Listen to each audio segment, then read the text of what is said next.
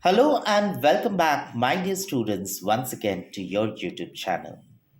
In today's video, we shall be discussing letter writing. In your ICSE exams, you're usually asked to write letters, but then there is a choice that you're presented with, usually. In question number 2 of your ICSE English language paper, you are given either to write an informal letter or a formal letter. All right. In this video, we shall be discussing how to write an informal letter so that you get to score a full 10 on 10. All right. So let's get started. But before I begin, let me remind you that if you find this video helpful and interesting, do not forget to give me a like and subscribe to my YouTube channel.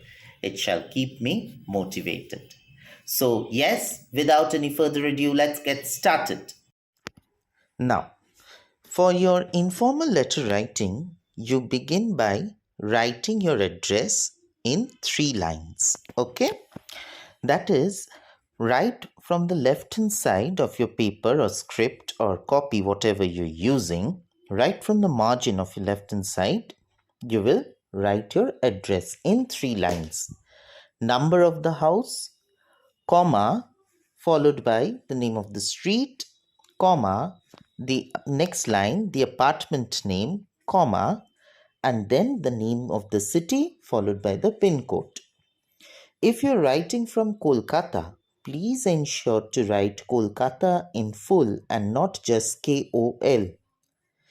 Similarly, for the pin code also, you will write the entire pin code 700001 or 700023, whatever the case may be. Alright, leave a line and write just below that, put the date. Now, this date has to be the date of the composition of your letter. It could be the date when you're writing your exam. No other date is allowed, my dear students. You need to keep that in mind. Okay. 2nd December, comma, 2023. 10th April, comma, 2023. On whichever date you're writing the letter or the exam, that particular date needs to be given. All right. It should be followed by a full stop. Leave a line just below it. You write the name of the person to whom you're writing the letter. All right. Dear, and just the first name of the person. If it is your friend, you just name your friend. Okay. You need not write the full name of the person, just the first name of the person will suffice. In case you're writing it to your near relative, to your father, mother, just write dear father, dear mother, dear grandmother. Do not use any colloquial form, dear papa, dear daddy, dear mummy. These things are not allowed, my dear students. You will have to stick to formal language even though this is an informal letter. So you will just write dear father, dear mother, dear grandmother as the case may be. And if you're writing it to your cousin or to your friends, you will write their first name only. And it will be followed by a comma. The next line, just below the comma, will begin your first paragraph. The first paragraph of the letter, my dear students, you are all in the senior school, no longer in class 4 and 5, that you're going to start off with, how are you? I am good. Please improvise on your language. Instead, you could write, I hope this letter finds you in the best of your health. I hope my letter finds you in good spirit. Or I was extremely delighted to read your previous letter. Something which is well connected and the language is also that of high school standard. All right. Then look at the question that is being asked and come to the second paragraph. Here you tell what your letter is about. Suppose you are narrating to a near friend of yours some humorous or hilarious incident that has really taken place at your at your home. So you narrate the incident. But while narrating, please ensure that the last line of your previous paragraph is well connected to the first line of this paragraph.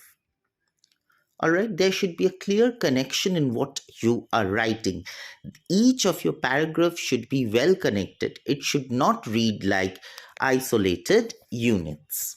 All right, you narrate whatever you've been asked to narrate in the question. It could be a hilarious incident, it could be, about how you're staying in a hostel or how your trip has been. Whatever you've been asked, please ensure to read the question well and answer the subparts and the parts that have been asked to you to answer here.